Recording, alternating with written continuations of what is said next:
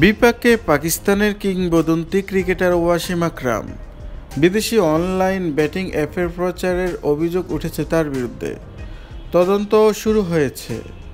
অভিযোগ প্রমাণিত হলে জেলে যেতে হতে পারে পাকিস্তানের সাবেক এই অলরাউন্ডারকে। আকরামের বিরুদ্ধে লাহোরে অভিযোগ দায়ের করা হয়েছে। ন্যাশনাল সাইবার ক্রাইম ইনভেস্টিগেশন এজেন্সিতে এই অভিযোগ দায়ের করেছে মোহাম্মদ ফিয়াজ নামে এক ব্যক্তি। তিনি আকরামের বিরুদ্ধে আইনি ব্যবস্থা নেওয়ার দাবি জানিয়েছেন।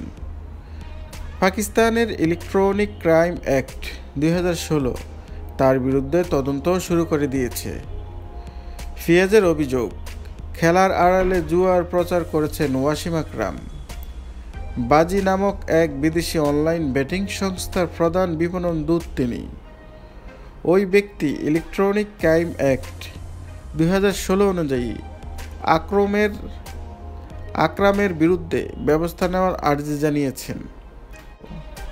যদিও এই অভিযোগ নিয়ে আকরামের পক্ষ থেকে এখনও পর্যন্ত কোনো প্রতিক্রিয়া পাওয়া যায়নি।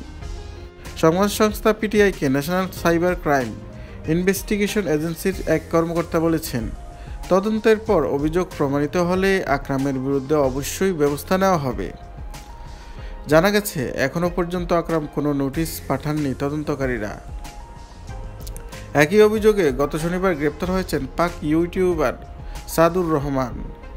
সেই কারণে অভিযোগ প্রমাণিত হলে বিপাকে পড়তে পারেন ওয়াসিম আকরামও।